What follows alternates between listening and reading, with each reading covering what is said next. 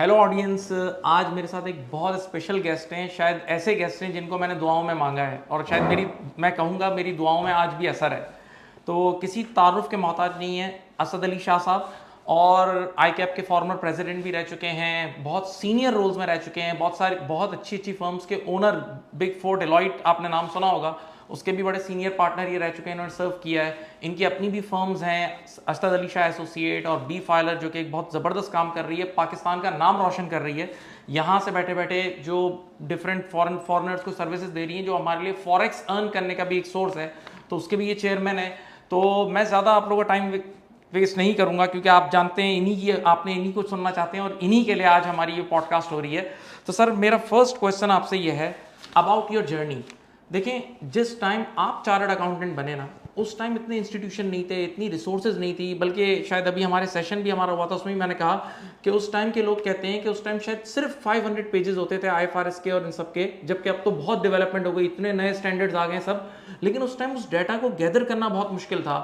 तो आपने इस प्रोफेशन में कैसे आए? और एक और पॉइंट मैं बोलूंगा, क्या you belong to a very big family? तो नॉर्मली जो लोग बड़ी फैमिलीज के होते हैं तो उनके बच्चे इतना ज़्यादा पढ़ते नहीं है, स्पेशली इतनी ज़बरदस्त क्वालिफिकेशन जो चार्टर्ड अकाउंटेंसी। तो आप ऑडियंस के साथ ये जर्नी अपना शेयर करें। First of all, thank you very much, Mustafa, for inviting, and what a pleasure it is to be in this institution of yours and what you have created. It was lovely to meet young people, आपके जो students हैं, and to talk to them. So coming back to my journey, first of all, ये impression ठीक नहीं है. I come from some big family. I come from relatively, lower middle class family. My father obviously is a senior politician. He became the longest serving chief minister of Sindh. But he is a self-made man. We are not a landed family. And it so happened, and of course coming from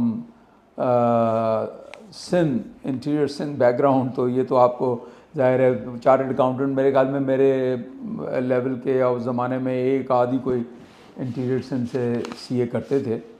तो मेरा भी कोई इरादा नहीं था CA करने का। जो है it was just more of an accident. जैसे मैं आपको बता रहा था कि I was an engineering student. I did my matric from कैरेट कॉलेज पिटारो, और in 1975 I was in Islamabad. My father used to be a minister in Mr. Bhutto's cabinet. तो हम छुट्टी पे गए हुए थे, और my brother was a government servant. उनका एक कोई ट्रेनिंग कोर्स चल रहा था मरी में, नथिया गली में, और एक फंक्शन था, आखिरी डिनर था, which he took me there also, my elder brother. And उसमें की नोट स्पीकर जो है वो बताया गया कि कोई चार्टर्ड अकाउंटेंट है। That was the first time that I heard कि कोई चार्टर्ड अकाउंटेंट कोई चीज़ होती है, मुझे तो पता भी नहीं था। And what a wonderful speech, lively speech with lot of sense of humour. I was really charmed by that speech, and that was my first interaction with chartered accountant. See, तो बहरहाल दैट जस्ट हैपेंड। उसके बाद basically हुआ ये कि circumstances changed in my mother, she was badly ill at that time. She got cancer, and जब मैं intermediate कर रहा था आदमजी साइंस कॉलेज में, तो वो 2 साल मेरे जो है I was looking after my mother because I was the eldest, and I had 5 younger sisters and 1 younger brother who were all, and my father फिर उसके बाद मार्शल लॉ लग गया, and he was in the opposition. आपको पता है कि वो पीपल्स पार्टी उस ज़माने में was persecuted, and they were all, either my father used to be behind bars or he was running away from the government to avoid arrest. For 11 years he remained like that. So that was the situation, and my mother actually had this terrible ailment for nearly 2 years, and I used to look after her and the children and also study. तो फिर वो intermediate exams जो है वो I could not give, and my mother expired at that time obviously. तो वो 2 साल मेरे उस बहुत ही मैं समझता हूँ कि ख़राब गुज़रे और स्ट्रगल में गुज़रे। तो फिर जब सप्लीमेंट्री में मैंने पास किया exam, I did not have the percentage to get in the engineering college, तो फिर वो सीए बैकग्राउंड में था। और वो भी इस तरह से हुआ कि my father was in jail and mister Kamal Asfar who later became governor, he was our advocate. तो मैं उनका केसेस भी फॉलो करता था। तो हाई कोर्ट में उन्होंने मुझसे पूछा कि यार तुम क्या कर रहे हो। तो मैंने बीकॉम कर लिया इस चक्कर में कि शायद मैं सीए करूं। तो मैंने उनसे कहा कि भाई बीकॉम किया है और I am thinking to do CA. तो फिर उन्होंने कहा कि यार अच्छा, if you want to do CA why don't you go and meet my brother. Shahab Asfar साहब, उनके बड़े भाई जो हैं, वो फर्गसन में सीनियर पार्टनर थे। तो इस तरीके से फिर मैं चला गया उनके पास अगले दिन। तो उन्होंने फ़ौरन ही कहा कि भाई टेस्ट कराना पड़ेगा, और टेस्ट, एक मेरा टेस्ट लिया उन्होंने। कुछ लोग उस ज़माने में ऐसे सिफारिश पे टेस्ट हो जाते थे, लेकिन मेरा टेस्ट हुआ and somehow I was not expecting to clear the test because मैं तो पढ़ा वढ़ा ही कुछ नहीं था, समझ ही नहीं, वैसे ही बीकॉम कर लिया था सेकंड डिवीज़न में। तो as the fate would have it, I surprisingly I passed and that's how I got into Fergusson. तो फिर 80 रुपये उस ज़माने में प्रोबेशन पे स्टाइपेंड देते थे, और वहाँ से स्टार्ट किया। और उस ज़माने में 3 साल का आर्टिकलशिप का पीरियड होता था, और फिर दूसरा होता था ऑडिट पीरियड, वो 5 साल का होता था। सो आई वाज ट्राइंग, इस चक्कर में थे कि आर्टिकलशिप मिल जाए ताकि 3 साल में ट्रेनिंग ख़त्म हो। But then institute also combined it, उनको उस ज़माने में फिर वो ऑडिट ट्रेनिंग 4 साल का पीरियड कर दिया। And as the luck would have it कि I was an average student, I was मैं कोई कभी कोई पोजीशन होल्डर वगैरह और नहीं मैं रहा। आपको एक बात बताऊँ, चार्टर्ड अकाउंटेंसी में मैंने देखा है कि एवरेज स्टूडेंट ही एक्सेल करते हैं और वही कंप्लीट करते हैं, क्योंकि इसमें पेशेंस चाहिए, कंसिस्टेंसी, ये दो बहुत अहम चीज़ें हैं। एग्जैक्टली। तो basically as the luck would have it, and फिर क्योंकि सूरत हाल भी ऐसी थी तो थोड़ी ज़्यादा मेहनत भी की। बट अगेन अच्छा, फिर हमने सीए के साथ जो है, मैंने इंटरेस्टिंगली मेरा एमबीए में भी एडमिशन हो गया। तो I was also in IBA, and then cost and management accounting, वहाँ भी मैंने साथ शुरू कर दिया। तो एज द थिंग इज़ कि मैंने फर्स्ट आई थिंक 1 साल के बाद आप सीए इंटरमीडिएट कर सकते थे, तो उसमें मैंने 4 ये जो आईसीएमए भी कर लिया, और सीए भी सरप्राइजिंगली लोगों के निकलते नहीं थे। हमारे साथ एक स्टूडेंट था, वो कहते थे कि 17 उन्होंने अटैम्प्ट किए थे सीए इंटरमीडिएट के लिए, और जिस तरह से वो 17 सोमनाथ के मंदिर पे मोहम्मद गजनवी ने किए थे तो वो 17वीं मरतबा वो कामयाब हो गए थे, लेकिन उनका इंटर नहीं निकला था। तो anyway, it was luck would have it, I surprised, I mean it's amazing, I just look at my own life. I was never such a brilliant student, but when I came to CA, somehow it clicked. I did my CA inter and entire ICMA, and फिर MBA मैंने छोड़ दिया था। उसके भी मैंने 2-3 courses करके evening में मैं वो करता था, वो सारे मेरे 1-1.5 साल में हो गए। और उसके बाद फिर ग्रुप 1 होता था और ग्रुप 2 में होता था। तो मेरे जो पार्टनर थे वो ही रियली लाइक्ड मी। मैं शायद बोलता ज़्यादा था और थोड़ा सा काम में भी उनको पसंद था, तो उन्होंने ही इनकरेज मी कि जब छुट्टियां उन्होंने मुझे ज़्यादा दे दी एग्ज़ाम के लिए। होते मिलती नहीं थी, 90 डेज़ की छुट्टी भी दे दी, और मेरा प्रमोशंस भी जल्दी हो गया। मतलब ये है कि मैं 2 साल में सीनियर भी हो गया। और आई रिमेंबर पाकिस्तान पेट्रोलियम का ऑडिट में कर रहा था 1984 में, और दैट वाज तो फर्स्ट अटैम्प्ट में मैंने दोनों ग्रुप्स दिए थे। और उसमें ये भी हुआ कि बल्कि आधा वक्त जो है I had some medical problem. मुझे I used to have stomach pain, terrible pain, and it continued for months, और उसका कोई डायग्नोसिस नहीं होता था। एंड सिचुएशन यहाँ तक हो गई कि मुझे डॉक्टर्स ने कहा कि यार हमें समझ में नहीं आ रहा कि आपको हर किस्म का, किडनी का देख लिया, अल्सर का देख लिया, सारे टेस्ट हो गए, पता ही नहीं चल रहा किस चीज़ का पेन है, पूरी पूरी रात मुझे नींद नहीं आती थी और I used to have pain. और ये एग्ज़ाम लीव की बात मैं कर रहा हूँ जब मैं सीए के दोनों ग्रुप से रहा था। तो फिर उन्होंने कहा कि अब एक ही चारा है कि will have to operate you, open your stomach and find out what it is. तो 1.5 महीना मेरा, जो 3 महीने उन्होंने मुझे छुट्टी दी थी, 1.5 महीना मेरा उसमें गुजर गया। फिर एक रात जो है मुझे इतना सख्त पेन हुआ दैट रात को फिर I was taken to the hospital and they operated me and it turned out that it was my appendix issue. But you know it was strange क्योंकि appendix is on the right side and I used to have rapid pain on the left side, तो इसलिए उसका diagnosis नहीं होता था। So luckily वो मतलब surgery हो गई और फिर 1 महीना मैंने थोड़ी पढ़ाई की और इम्तहान दे दिया। तो वो भी बड़ा इंटरेस्टिंग है। उस ज़माने में यही होता था कि 20-25 लोग पास होते थे जो है ना, और फर्स्ट अटैम्प्ट में तो कोई भी नहीं होता था। And that was my first attempt में मुझे 2.5 साल, पौने 3 साल हुए थे, तो मैंने एग्ज़ाम दिए थे दोनों ग्रुप्स। तो पीपीएल का ऑडिट में सुपरवाइज़ कर रहा था और मुझसे सीनियर्स जो हैं दे वर माय फ्रेंड्स, 2-3 थे जो मुझसे मेरे अंडर में काम कर रहे थे।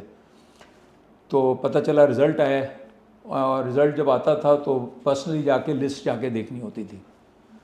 तो मेरे जो एग्ज़ाम हुए थे तो आई वॉज नॉट श्योर कि मैं पास करूँगा, बल्कि आई थॉट कि मैं 2-3 पेपर्स में तो फ्लंक हो जाऊँगा। मेरी एक्सपेक्टेशन ये थी कि अभी मैंने तो दे दिया because I was ill and I had good justification कि अगर मैं नहीं पास हुआ, एक ग्रुप भी निकल गया तो ठीक है, अगले में निकल जाएगा। So I was confident, I was calm.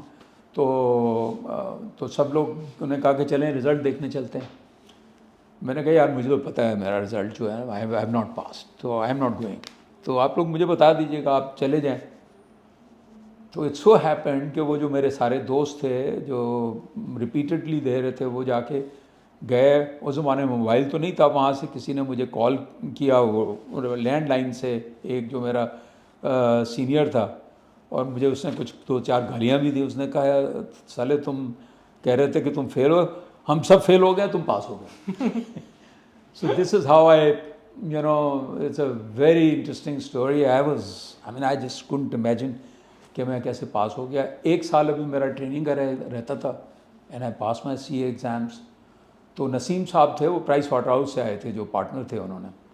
तो उन्होंने भी कहा अच्छा, उस ज़माने में फर्गसन में जब तक आप ट्रेनिंग पीरियड पूरा नहीं होता था प्रमोट नहीं करते थे। तो उन्होंने फिर मुझे बुलाया कि उसने कहा यार अब हम तुम पास हो गए हो, पहले पास हो गए, अब हम यही सोच रहे हैं तुम्हारा करें क्या। तो फिर उन्होंने मुझे कहा कि भाई हम ये करते हैं कि उस ज़माने में मतलब वो प्राइस वाटर हाउस के साथ हमारी वो थी एसोसिएशन फर्गसन की।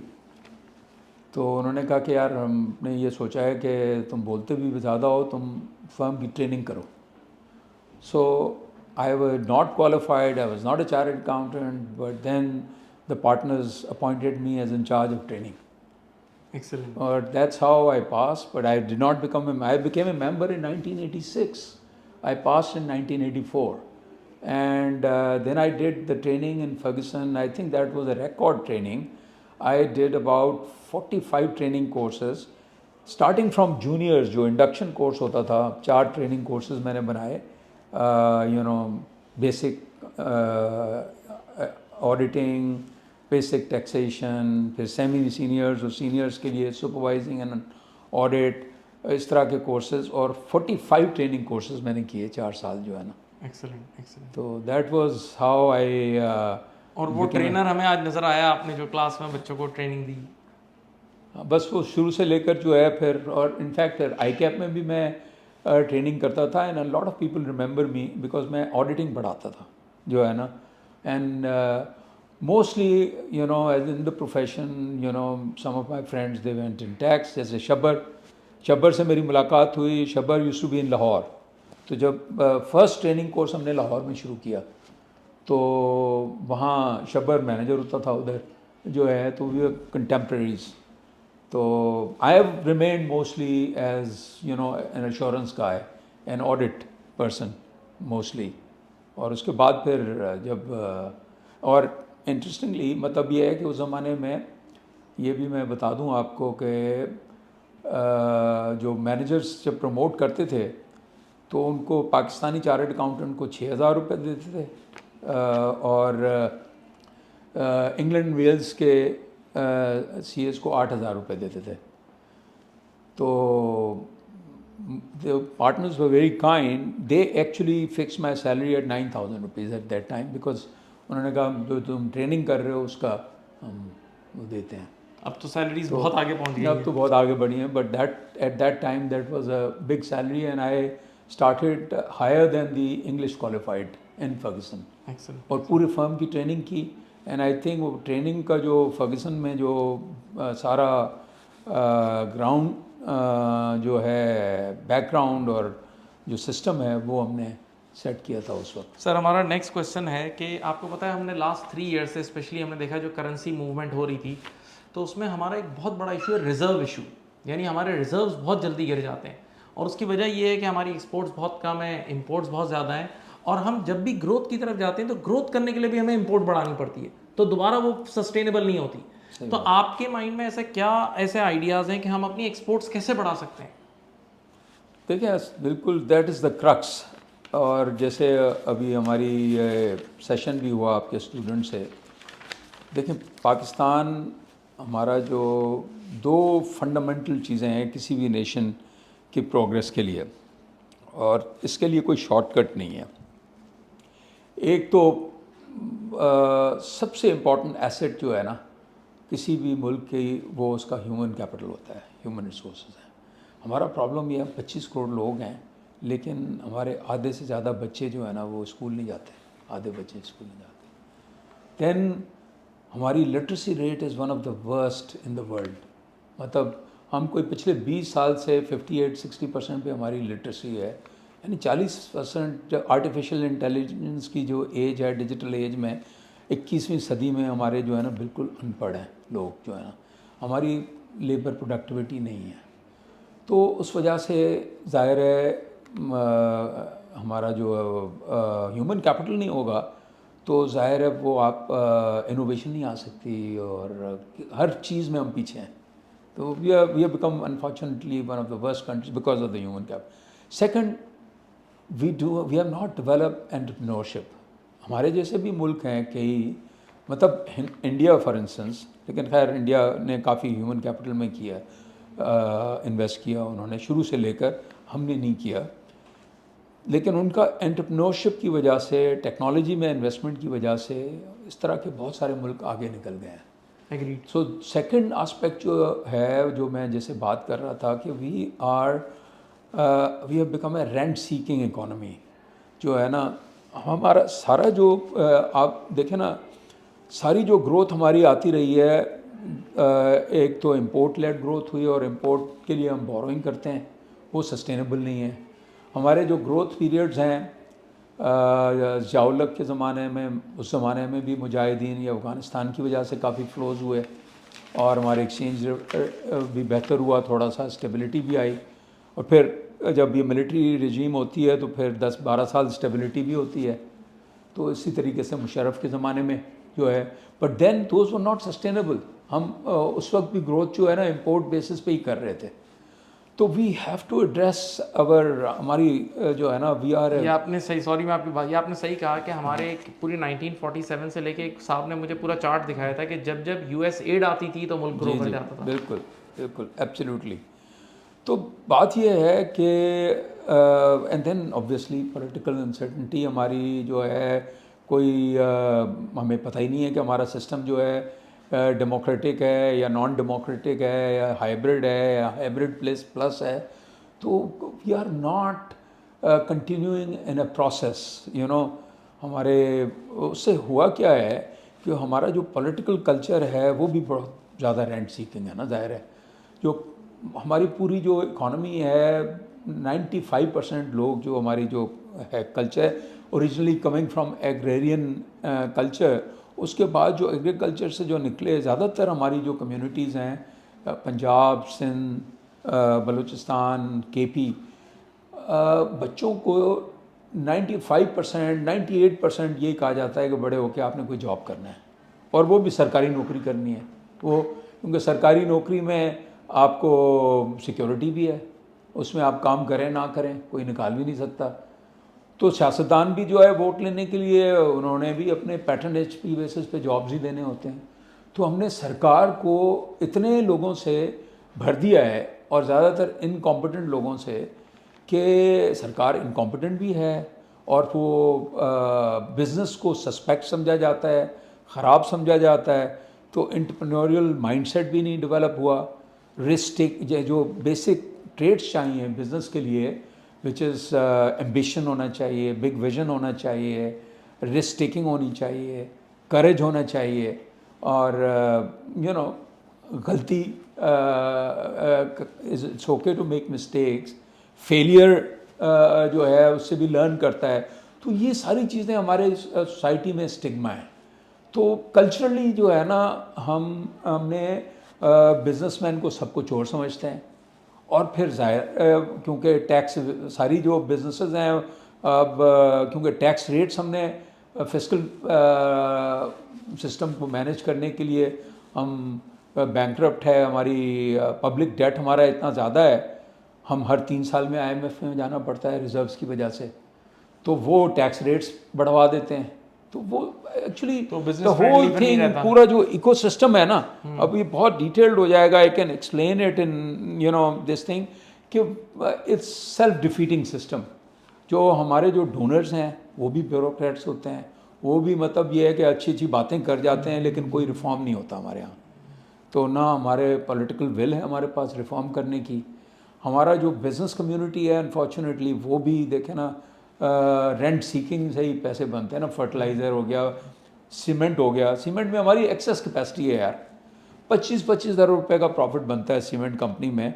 हालांकि मतलब अगर उसमें, और इसलिए कि वो उसमें वो कार्टेल्स बनाए हुए हैं, competition commission regulators are not functioning, तो वो प्राइस फिक्स करते हैं सारे जो बड़े स्टेट मिल गए जो है ना। तो मुझे बताएं ना इनोवेशन कैसे होगी? इनोवेशन तो वहाँ होती है जहाँ पर लोग चैलेंज करते हैं, जहाँ पर डिसेंट होता है, जहाँ पर डिफ़िकल्टी होती है। यहाँ पर दूसरी बात यह है कि we do not empower our young people, जो मैं आज बात कर रहा था।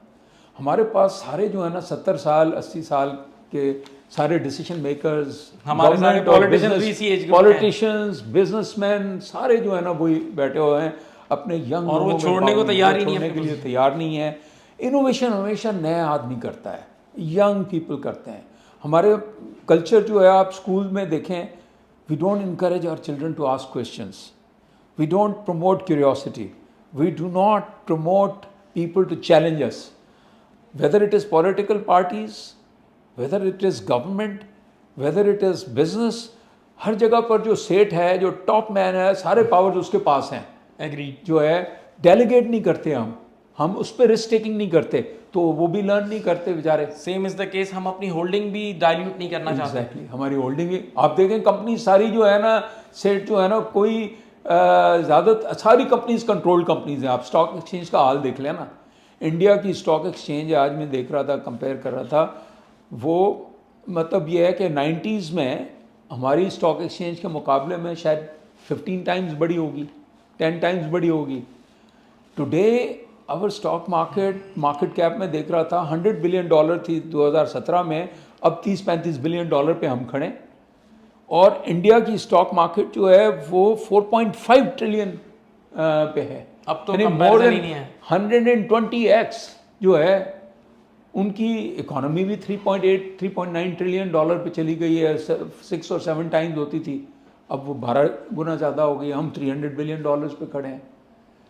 तो बात ये है कि it's the, I think this culture, rent seeking culture जो है ना, और एलीट कैप्चर जो है ना, वो इतना ज़्यादा स्ट्रॉन्ग है कि वो हम उससे बाहर नहीं आ पा।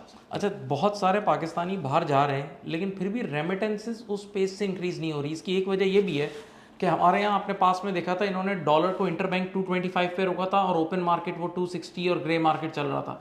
तो इस वजह से लोगों के लिए फॉर्मल चैनल से पैसे भिजवाना वो अट्रैक्टिव नहीं था। जबकि हमने देखा कि बांग्लादेश में, श्रीलंका में अगर कोई बंदा रेमिटेंस भेजता है ना, तो वो हर 100 रुपीज़ पे एक 5 रुपीज़ एक्स्ट्रा देते हैं ताकि ऑफिशियल चैनल से आए। तो आपकी क्या राय है इस बारे में कि ये हमारी रेमिटेंसेस हम कैसे बढ़ा सकते हैं? नहीं, एक तो आपने बिल्कुल ये कहा, आई एग्री कि उसको इंसेंटिवाइज करना चाहिए। बिकॉज ऑल्दो ये ज़रूर कहना चाहिए कि ये आई थिंक कोई जब से ये केयर टेकर गवर्नमेंट आई पिछली और थोड़ा सा इन्होंने स्मगलिंग वगैरह पे और इलिसिट ट्रेड पे थोड़ा सा हाथ डाला। देखें डॉलर्स इनफॉर्मल मार्केट में अच्छा खासा पाकिस्तान में आता है और आपको याद होगा कि 2022 के एंड से लेकर जब पीडीएम गवर्नमेंट आई थी उस वक्त से ये था कि शायद पाकिस्तान डिफ़ॉल्ट कर जाएगा, रिजर्व्स बिल्कुल नहीं थे। तो यही सिचुएशन रही, हालांकि डिवैल्यूएशन भी अच्छी खासी हुई है, 150 से 300 पे चले गए थे, लेकिन उसके बावजूद भी स्टेबिलिटी नहीं आ रही थी।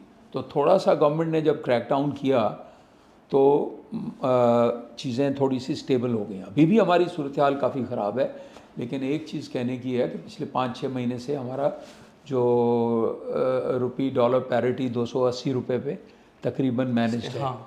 और उसकी एक वजह यह है कि स्टेट बैंक ने, आपने पढ़ा होगा कि कोई $5 बिलियन की परचेज़ भी की है डॉलर से, तो डॉलर आ रहा है। लेकिन अच्छा रेमिटेंसेस जो है ना, अब आज ही आप रिपोर्ट आई है कि ईरान से बहुत ज़्यादा स्मगलिंग होती है हमारी, स्पेशली ऑयल की, तो उसमें भी काफ़ी लोग जो है ना मेरे ख्याल में जो है ईरान को डॉलर जो है ना बाहर से रेमिटेंसेस से जा रहे हैं। अपेरेंटली एक थियोरी ये है, तो उससे खैर आपका फॉरेन चेंज वो वहाँ से फिर वो स्मगलिंग के थ्रू आ रहा है। तो इसमें डेफिनेटली ये रेमिटेंसेस बढ़ सकते हैं और लेकिन असल चीज़ तो ये है ना कि रेमिटेंसेस जो आपकी नीड्स हैं उसमें एक्सपोर्ट बढ़ाने के लिए we'll have to, government has to go out of the way to promote exports and you know it's all about the fiscal policies. Government को भी रिस्क टेकिंग करनी पड़ेगी ना। अगर आपने ओवरऑल बिजनेस को नहीं प्रमोट करेंगे तो एक्सपोर्ट भी नहीं बढ़ेगी। जब तक आप बात करते हैं एफडीआई की, अब एफडीआई हमारे पास ऐसी आती है जिसमें 20% डॉलर बेस्ड रिटर्न हो, वो तो डे 1 से आपका अनवायबल होता है। तो मैं ये कहता हूँ कि जब तक हमारा लोकल इन्वेस्टर जो है ना, पहले आपका उनका कॉन्फिडेंस रिस्टोर होना चाहिए, वो लोकल इन्वेस्टर को प्रमोट करेंगे, उससे अगर आपकी अर्निंग्स बढ़ती हैं तो वो आपका नेट फॉरेन एक्सचेंज गेन है। अगर आपकी एफडीआई आके और वो इन्वेस्ट करता है तो आपको टेम्प्रेरी थोड़ा सा वो रिलीफ तो जाएगा, लेकिन उसके डिविडेंड रेमिटेंस और प्रॉफिट जाएगा 20% की बेसिस पे, तो वो सस्टेनेबल नहीं है। एग्रीड। तो इसलिए, और वो भी मतलब ये है कि we have been too much dependent on FDI, और FDI also in sectors like power sector and certain sectors जहाँ पर जो 20-25% डॉलर बेस्ड रिटर्न्स हैं जो है ना। अब देखें ना, चाइना ने, हमने पावर जनरेशन की तो तकरीबन $2 बिलियन की उनको पेमेंट्स नहीं कर पा रहे हैं, तो we are in default from that perspective. और ये जो आप पावर सेक्टर की बात कर रहे हैं तो इस पर ऑडियंस सुनना चाहती है, जो सर्कुलर डेट है, गर्दिशी कर्जे, इसका आपको क्या लगता है, क्या सोल्यूशन है और ये कब तक रिजॉल्व हो जाएगा? देखिए, इसका सोल्यूशन जो है, सोल्यूशन तो हर चीज़ का है। प्रॉब्लम ये है कि जैसे मैं पहले बात कर रहा था कि क्योंकि प्राइवेट सेक्टर को हमने प्रमोट नहीं किया, वहाँ जॉब्स क्रिएट नहीं की, और जॉब्स की डिमांड बहुत ज़्यादा थी, तो पॉलिटिशियंस ने और हम लोगों ने सारी जॉब्स जो हैं गवर्नमेंट में क्रिएट की हैं। हमने गवर्नमेंट में एक्सेसिव भर्तियां कर ली हैं और इनकॉम्पिटेंट लोगों को भी भर्ती कर दिया है, और फिर ब्यूरोक्रेट्स को, क्योंकि they don't have skin in the game, और इतनी सारा एसओईज तो वो भी नहीं चला है। तो ये सारे पावर सेक्टर, देखें ना, power sector is also a business, it should be a competitive power sector ना।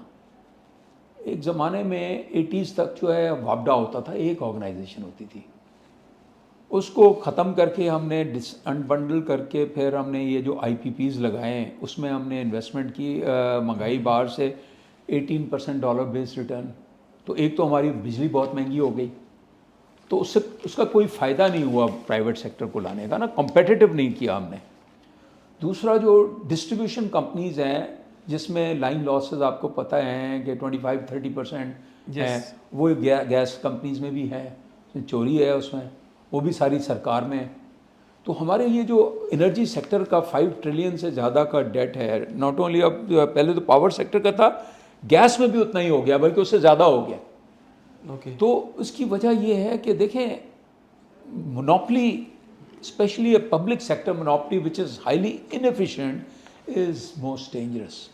इफ़ेक्टिवली आपका सारा पावर और गैस सेक्टर जो है ना वो पब्लिक सेक्टर में है, क्योंकि आपने जो प्राइवेट सेक्टर में दिया ना आईपीपीज़, वो भी एक्चुअली सिर्फ उन्होंने ये जो आईपीपी जो है ना independent power producers, interestingly these are just ये लीज कॉन्ट्रैक्ट्स हैं, उसका भी जो रिस्क है ना वो सारा पब्लिक सेक्टर के ऊपर है। Yes. अगर आपने पावर सेक्टर एक जनरेशन कंपनी लगा दी, आपको 18-20% रिटर्न जो है ना मिलना ही मिलना है, डॉलर बेस्ड, ठीक है ना, आपका कोई रिस्क नहीं है। उसको बेचना आपका सिंगल बायर, वो भी गवर्नमेंट के पास है, रेगुलेटर जो है वो भी इनएफिशिएंट है, नेप्रा और ओगरा उसका भी रेगुलेटर आपका इनएफिशिएंट है। तो असल बात ये है कि ये पावर सेक्टर तभी सही हो सकता है जब हम इनको प्राइवेटाइज करें, आपस में कम्पीट करें। सारी जो एफिशिएंसी आती है वो कंपटीशन से आती है। तो इस वक्त आपका पावर इतना महंगा हो गया है। अच्छा, फिर हमने अपने इंडिजीनियस रिसोर्सेज यूज़ नहीं किए। बाय द वे, मैं तो I think one of my role was that I was member of the Thar Coal energy board, और ये जो थर का जो प्रोजेक्ट है उसमें मेरा थोड़ा ज़्यादा रोल है। And I was chairman of that committee which advise the government कि इसको हम पब्लिक प्राइवेट पार्टनरशिप करें। और we did an international tender and we brought in Engro as a public private partner. पहले उनकी मेजॉरिटी थी at one time, they were also, क्योंकि थरकोल को डेवलप करने के लिए कोल में इन्वायरमेंटल इश्यूज थे, तो वर्ल्ड बैंक भी फाइनेंस नहीं कर रहा था। तो लकीली फिर बाद में चाइनीज़ आ गए। बट द थिंग इज़ के उसके बाद फिर गवर्नमेंट टुक द मेजॉरिटी। आप ये देखें, सिंध गवर्नमेंट का इसमें इतना बड़ा रोल है कि Engro was reluctant at one time कि ये फाइनेंस कैसे होगी। तो गवर्नमेंट ऑफ सिंध ने कहा कि ठीक है, मेजॉरिटी हम ले लेते हैं, हम आपको पैसे देते हैं बगैर फाइनेंशियल क्लोज के। सिंध गवर्नमेंट ने $700 मिलियन की फेडरल गवर्नमेंट को कहा कि हम आपको गारंटी करते हैं, आप हम इनको सॉवरेन गारंटी देते हैं चाइनीज़ को। वो गारंटी भी दी। $1 बिलियन का जो है इंफ्रास्ट्रक्चर डेवलप किया and they took the risk. और उसके बाद आज देखें वहाँ पर this is the most successful public private partnership project. More than $5 billion have been invested. Cheapest power today, इस वक्त तकरीबन 10% हम जनरेट कर रहे हैं थर से। थर से जो जनरेट होता है वो ₹6 की कॉस्ट आती है उस पर उसकी जनरेशन कॉस्ट, और बाकी जो इम्पोर्टेड कोयला है या गैस है वो ₹20 एट वन टाइम ₹40 पे चला गया था। और ये तो अभी हमारी इकोनॉमीज ऑफ स्केल, अभी हम 10% प्रोड्यूस कर रहे हैं, वहाँ पर वी हैव 175 बिलियन टन्स। अगर आप ये देखें, एक मेजर फ़र्क जो है ना पाकिस्तान का कंपेयर टू चाइना और India is the energy sector. India तकरीबन 50% कोल से एनर्जी जनरेट करता है, 50% ज़्यादा करता था, अब 50% करता है अपना इंडिजीनियस है ना। Coal is the cheapest resource. China more than 50%। हम तो 10% कह रहे हैं, तो इन्वायरमेंटल कह रहे हैं कि इश्यूज़ हैं, लोग फाइनेंस नहीं कर रहे। वी हैव जस्ट रीच 10%, और हमारी इकॉनमी बैंकरप्ट है, बिजली नहीं है यार। 30%, 25% लोग ऑफ ग्रिड हैं, उनके पास है नहीं। तो अगर हम ये चले जाएं ना, अगर हम 50% पे चले जाएं फॉर इंस्टेंस, तो कॉस्ट आपकी आधी हो जाएगी, आपकी बिजनेस वायबल हो जाएगा। सो तो ओनली सोल्यूशन रियली, क्योंकि देखें पावर में 80% 90% कॉस्ट जनरेशन की कॉस्ट होती है। आप ये कंपनियां जो हैं, डिस्ट्रीब्यूशन कंपनियों को प्राइवेटाइज करें। Long time we should have privatize. सबसे ज़्यादा आपका जो लाइन लॉसेस, ये जो आती है एसओईज के लॉसेस, 80% पावर सेक्टर कंट्रीब्यूट करता है, 80-90%। तो अगर हम उनको प्राइवेटाइज करें, पब्लिक प्राइवेट पार्टनरशिप करें या प्राइवेटाइज करें, बिकॉज ये जो डायरेक्टर्स बैठे होते हैं ना, जो सेक्रेटरी बैठा होता है, they don't have skin in the game. अगर 1000 अरब रुपए नुकसान कर रही हैं एसओईज, मुझे बताएं ब्यूरोक्रेट को क्या फ़र्क पड़ता है? उसका तो बंद नहीं हो रहा ना, सैलरी उसको तो मिलेगी। हाँ, यहाँ तो अकाउंटेबिलिटी कोई नहीं है इस मुल्क में। There is no what I call governance is all about accountability for outcomes. यहाँ ही नहीं अकाउंटेबिलिटी। तो there is no other way. Major privatization करें, give it in the private sector. Market economies work through competition. Our regulatory system needs to improve. We need smart regulators, you know, not again ex bureaucrats को हम auditor general भी उसको बना देते हैं, regulator भी उसको बना देते हैं, और वही फिर सारे वही बैठे होते हैं. अच्छा, मैं आपसे एक लास्ट क्वेश्चन करूंगा, क्योंकि आपका एक बहुत वास्ट एक्सपीरियंस है ऑडिट का, तो और ये बड़ा रियल इशू है. मैं बहुत सारे ऑडिट फर्म के ओनर्स के साथ भी इंटरेक्ट करता हूँ, तो अक्सर ये होता है कि ऑडिट फर्म के ओनर के लिए क्लाइंट भी बहुत इंपॉर्टेंट है. डेफिनेटली उसकी इनकम उससे आ रही होती है, तो और क्लाइंट कई बार बहुत फेवर भी मांग रहा होता है, लेकिन वो फेवर ऐसी ना हो कि इंडिपेंडेंस आपकी इम्पेयर हो जाए. तो इसको कैसे, एक being an audit firm owner और आपने इतनी सीनियर पोस्ट पे रहे, तो आप क्लाइंट के साथ ये रिलेशनशिप कैसे मैनेज करते थे कि इंडिपेंडेंस आपकी इम्पेयर ना हो, और इस पर कोई प्रैक्टिकल हमें कोई एग्जाम्पल दें. देखिए, it's a very tough question obviously, और देखें, there is no such thing as absolute independence. Independence तो आपकी जो है ना रिलेटिव है, और ज़ाहिर है जो आपको अपॉइंट जो है डायरेक्टर्स करते हैं, डायरेक्टर्स शेयर होल्डर्स के वो होते हैं, रिप्रेजेंटेटिव्स एजेंट्स होते हैं, और फीस भी आपको वही देते हैं. तो बट हैविंग सेड दैट, देखें, जब आप इंडिपेंडेंट होते हैं और you are able to exercise objective judgement, then you build your reputation also. There is a demand in every economy for independent, objective and effective reputation. ये जो brand होता है, तो that's why relatively speaking जो ये larger firms हैं, big four या larger size, उनको ये एक advantage है. although ये कम है, उनकी market size हमारी छोटी है, लेकिन एक size पे जब आ जाती हैं listed companies, जो बड़ी companies हैं, उनको एक brand भी चाहिए होता है. तो obviously as a partner you also need business. So एक आप अपनी इंडिपेंडेंस भी और स्टैंडर्ड भी मेंटेन करते हैं, but at the same time you also win them over by providing you know high quality service to create value for them. अगर आपने सिंपल एक ऑडिट रिपोर्ट ही देनी है, बाज़ औक़ात वो भी जाना पड़ता है उनको मजबूरन. 4 ही बड़ी फर्म है, अब तो 4 भी नहीं है, 3 है पाकिस्तान में, तो उनके लिए तो कोई इस वक्त इंडिपेंडेंस का इशू भी नहीं है, because they have a monopoly.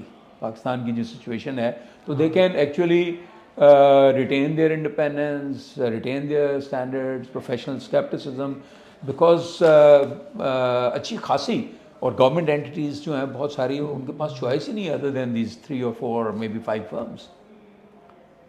Excellent. But it is sometimes a dilemma. Yes.